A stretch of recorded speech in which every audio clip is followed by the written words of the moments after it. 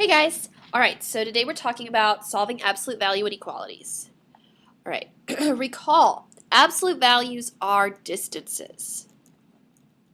Okay, hopefully you got that out of the activity that we did in class where you worked with a partner and looked at the number line representation of an absolute value. Okay, well, today let's talk a little bit more about that. How do we solve absolute value inequalities? Well, I like to liken absolute value inequalities to looking for your pet. I have a dog, her name's Ginger, and she's a miniature dachshund, so this little guy right here will pretend that's Ginger, okay, even though she's long-haired. And this is the house that we live in, okay? Well, generally speaking, Ginger likes to live at the house, but sometimes she gets out and likes to run the length of that row of houses that we live in, so she'll run away. Now, the problem is that when she runs away, there's lots of different places she could be. This is where she started from, okay? And she's pretty fast, but, you know, if she's only been gone for a few minutes, generally speaking, she can't go much more than 2 lengths of house, okay? So if I say that Ginger will represent her with X, and we're going to start here, and I'm going to say this is 0, all right? So at 0, so x minus 0, the distance of Ginger from my house has to be less than 2 houses, all right? So this is -1, this is -2, this is 1, this is 2. If we look at it as a number line, okay? So if Ginger can go at most 2 house lengths by the time I figure out that she's gone, then I could I could say, well, she's not going to be at this house, and she's not going to be at this house, but she could be anywhere in between. All right, that's what this inequality is represented by. Okay, the distance is less than 2, meaning she can't be at -2, she can't be at +2, but she could be anywhere in between. All right. If I had, let's say she'd been gone for a little bit longer. So let's say her distance from the house is more than 2 houses. All right, well, now we have an issue, okay? Because now we know that she's not going to be here, and she's not going to be here because she's already run past that. So if I draw arrows for that, then we've got anywhere on this side of the house or anywhere on this side of the house, but she's nowhere in between. Okay, so that's when your distance is greater than a number, okay? Now, that being said, my house is not always house number 0, okay? What if my house was, instead, house number, let's say 3? Well, that would be 4, 5, 6, and 2, 1, 0. Okay, well now, instead of looking for the distance from house number 0, I'm going to look for my dog, from the distance from house number 3. Okay, so that's what this is representative of. And let's talk about how do we actually solve these things. Now, last video, I talked to you about solving absolute value equations. And the first step is always to get the absolute value by itself. All right, you got to get the absolute value bars on one side and the inequality symbol and something else on the other side. The absolute value bars have to be by themselves. I do not want to see you guys dropping them willy-nilly, all right? Just keep them there until you have this set up. So like absolute value of x minus 2 is greater than or equal to 7. Okay, once you have that, then you can talk about case 1, case 2. I don't want you dropping the bars until you have written this down. All right? That was just a big deal last class. So, step 2. Separate the inequalities into 2 cases, just like we did with equality. All right? This is really pretty much the same thing, just now we're shading stuff. Case 1. When the stuff inside the absolute value is positive, okay, and then case 2 is when the stuff inside the absolute value is negative. Now, every equation has 2 cases. Whether or not they give you 2 different answers, that's yet to be seen. But let's look at this example for a second. I've already gotten the absolute values bars by themselves. Now I'm going to pretend that the stuff inside, when added together, is positive. So that means x minus 2 has to be greater than or equal to 7. Notice I didn't change anything inside the absolute value. I left it alone, okay? Now, if I wanted to assume that the stuff is negative, the absolute value bars dictate the fact that I have to multiply it by -1 to make it positive. Okay, if x minus 2 is negative, if the result is negative, then I have to multiply it by a -1 to get it outside the absolute value bar. So that would be negative x minus 2 is greater than or equal to 7. Okay, so two cases. This is assuming it's positive. This is assuming it's negative. All right, now add 2 to both sides for this one over here. We've got x is greater than or equal to 9. All right, notice if I did 9 minus 2, that's a positive 7 inside. That's why I'm telling you it's positive. All right, now over here, if I go ahead and divide both sides by -1, so I don't have to, well, I'll distribute. Negative x plus 2 is greater than or equal to 7. Subtract 2 from both sides. Negative x is greater than or equal to 5. Now I have to divide by a negative. Now this is the tricky part, and this is why you have to do it this way. You have to, when you divide by a negative, you flip the sign. So this is x is less than or equal to -5. Be very careful. The inequality symbols change. So let's look at what this does. This is telling me that x is less than or equal to -5. Okay, so my dog is on the left of -5, or my dog is on the right of 9. Okay, so that would be my inequality here. And this is an OR problem because you can't have x bigger than 9 and x smaller than -5 at the same time. Okay, so then you solve for x in both cases and then treat like a compound inequality. All right, so since this gives me x is bigger than or equal to 9 or x is less than or equal to -5, this is an OR problem. So x is less than or equal to -5 or x is greater than or equal to 9.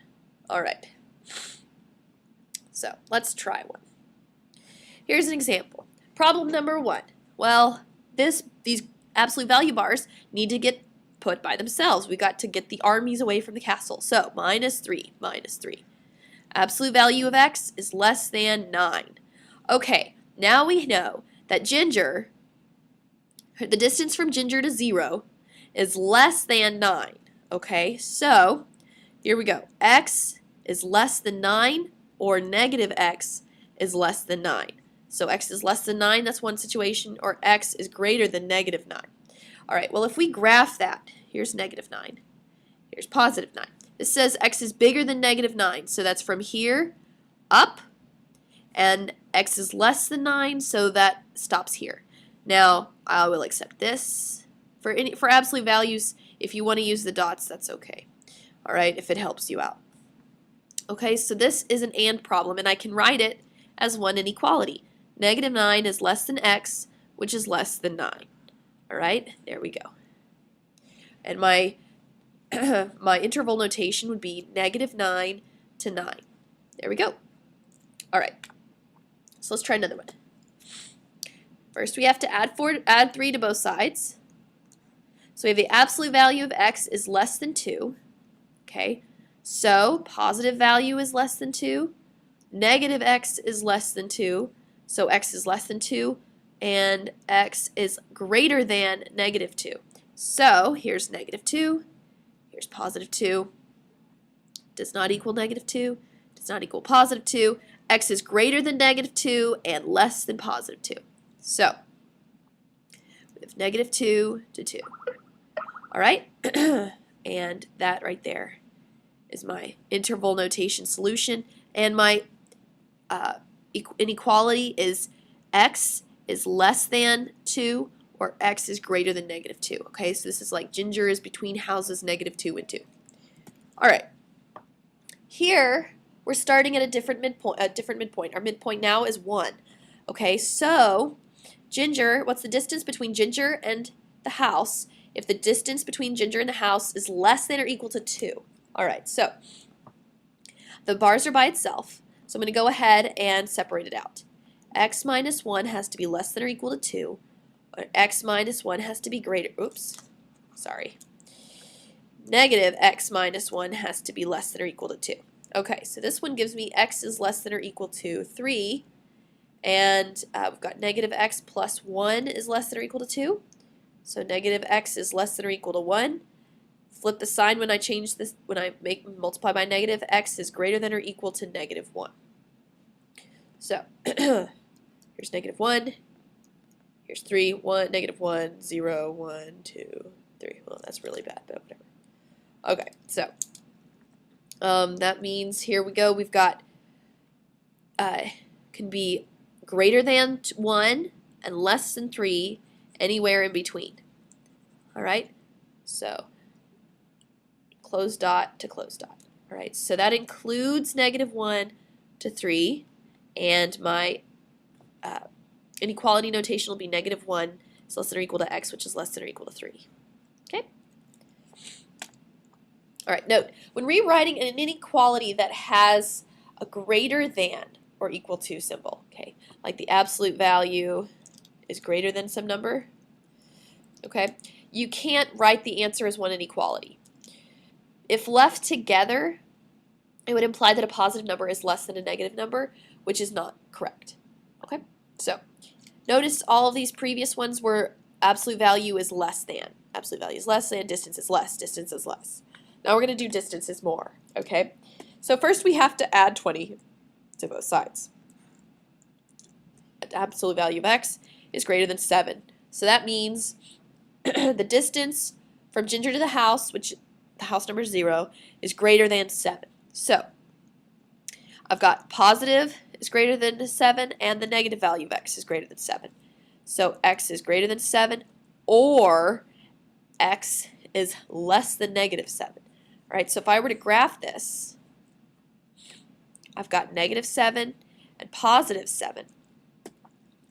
And since it's greater than 7, I'm going to graph this side. And since it's less than negative 7, I'm going to graph that side. Okay, so my interval notation would be negative infinity to negative 7, union 7 to infinity.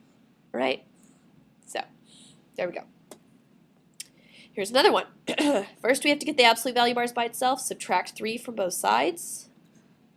Absolute value of x plus 2 is greater than 2.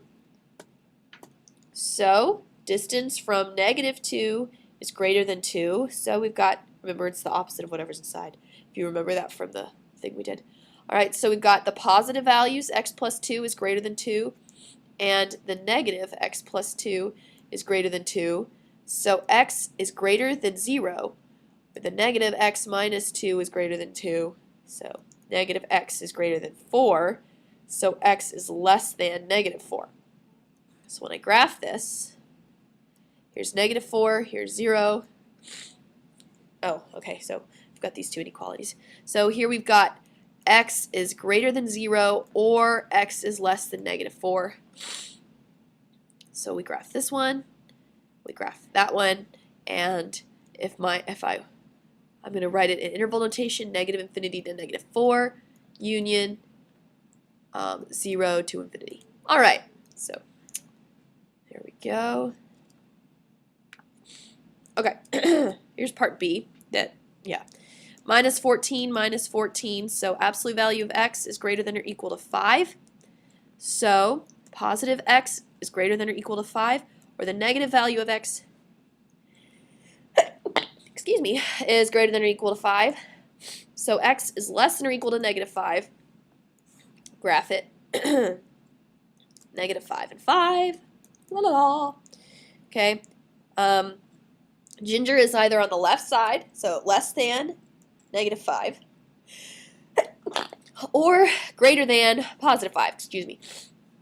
So we have negative infinity to negative 5, close bracket, union 5 to infinity. Okay, so this is x is less than or equal to negative 5, or x is greater than or equal to 5. So, okay. Be careful with absolute values. They can be tricky sometimes, so use your brain. Don't just decide you're going to go after it. If I add 5 to both sides to get the absolute value by itself, I have the absolute value of x plus 4 is greater than negative 3. Now, let's think about this. This is telling me a distance is bigger than a negative number.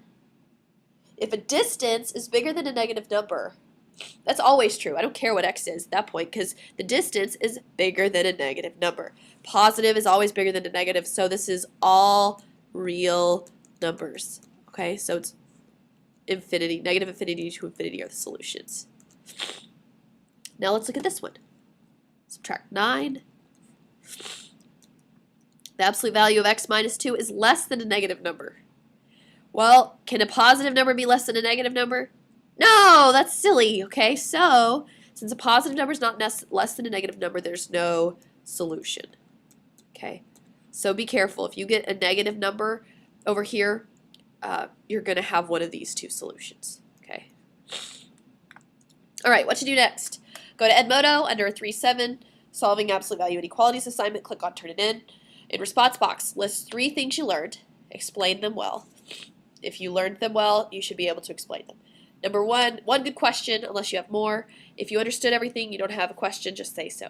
And bring to class your filled out notes for 3.7 or the Solving Absolute Value Inequalities, completed warm-up questions from 3.7 and 2.6. All right, and your calculator. All right, see you guys later.